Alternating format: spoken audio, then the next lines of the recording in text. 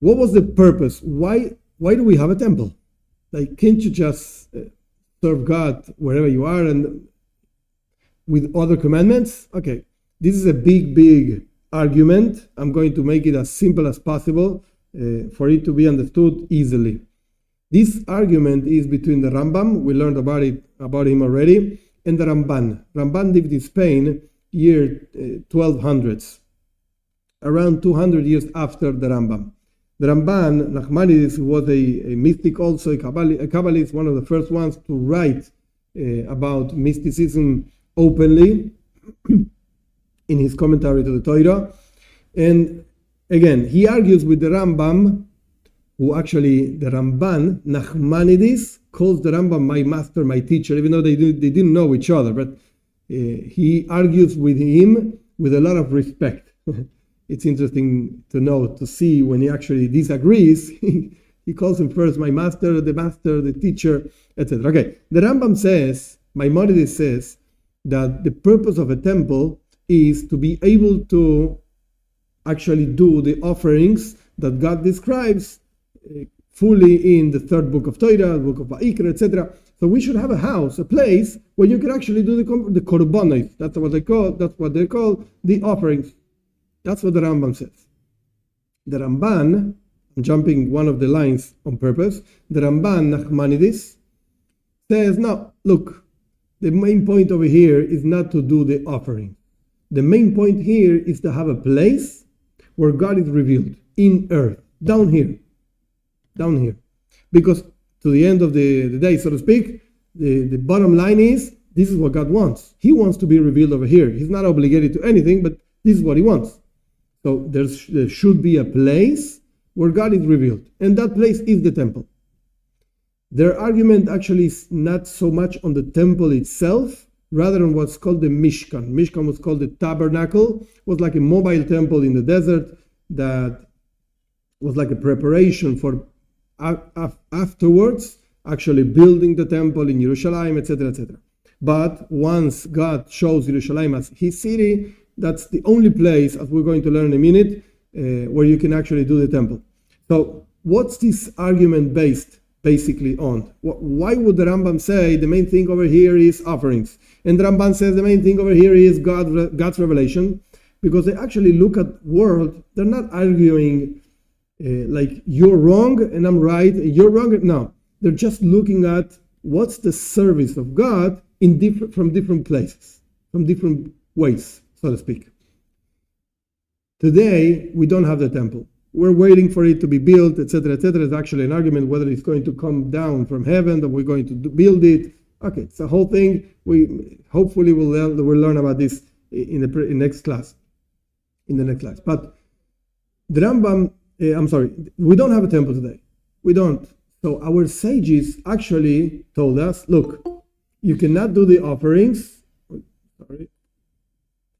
You cannot do the offerings. At least pray. And your prayers are going to be a replacement for the offering. This is what our sages say.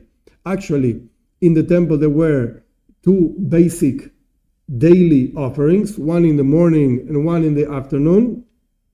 Those were the main basically offerings. There were other offerings also, but these were the main.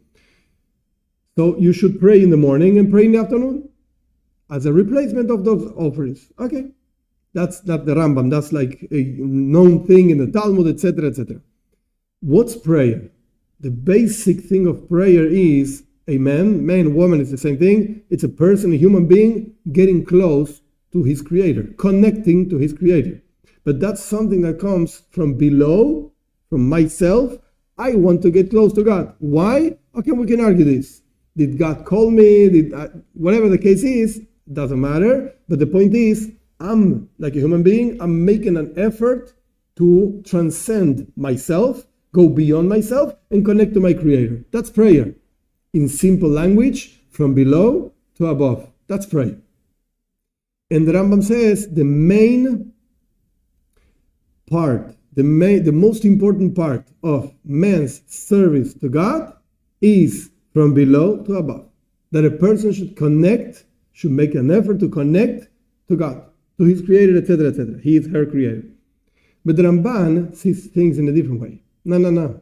You didn't get it. It's the main thing, and I repeat on purpose, main thing is not that he's saying the Rambam is wrong, you didn't get it. No.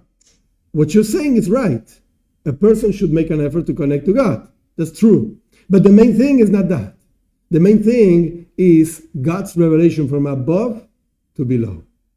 And that idea of him, so to speak, coming down into this world, different than we going up, so to speak, into spirituality, etc., etc. The idea of him coming down into this world is through Torah, through learning Torah. Why? Because Torah is God's wisdom, and it's not something that we can actually think about, understand, and not understand, that's not the word, like make up. This is something that God revealed himself in the Mount Sinai, in the giving of the Torah. That's what we actually celebrate in Shavuos. So God came down into Mount Sinai and said, hello, I'm God, and this is what I want. Don't do this, do this, do that, etc., etc. 613 different ideas, commandments. But that's something, again, that comes from above to below. So the argument between the Rambam and the Ramban, Maimonides and Nachmanides, is both things are true at the same time. You need both, actually.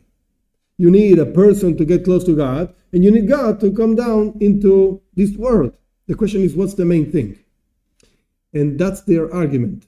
For the Rambam, for Maimonides, the temple, the main thing of the temple is a person getting close to God. And for the Ramban, for Nachmanides, the main thing of the temple is God revealing himself in this world.